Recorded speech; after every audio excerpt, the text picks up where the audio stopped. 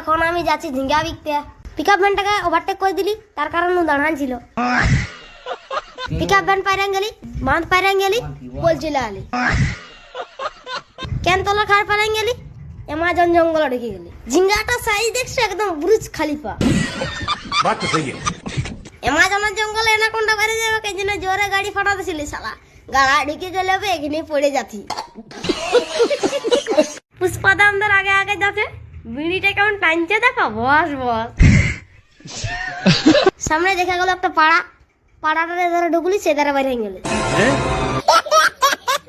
তারপর বিল ঝাড় পাইরে সোজা উঠে গেলি মেয়ার রোডে। দেড়ওয়া যাবো বলতেছিলি বিকতে, ওখানে আরো নগদ পয়সা দিবে না, এই জন্য মালমা দিয়ে নিয়ে আলি। মালমা দিয়ে বিকি এত টাকা পালি, তাহলে ডুবাই লেগলে কত টাকা পাতি। ডুবাই বিকতে গেল আমাকে এরোপ্লেন যেতে হবে, ওইটা আমার বাজেটের বাইরে, ওই জন্য গেলি না। আমার টাকা আমি আগে আলাদা করে লি, 20 টাকাটা আমার আর বাকি পয়সা ঘরের লোকের। তারপর ধেড়ুয়া চলে এলাম পরোটা খাতে। পাল্লা কিছু খায় না, পেটটা চুই চুই করছে। আমি দেখছি ও পরোটা দিছে, আমি দেখছি পরোটা খালি, সেন্টার ফুড খালি, গাড়ি ভাঙাই ঘর চলে আলি।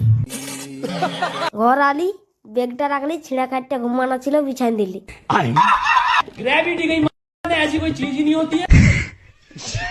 আরে না সরি, খাটটা বিছানা ছিল, আমি ঘুমাই গেলি।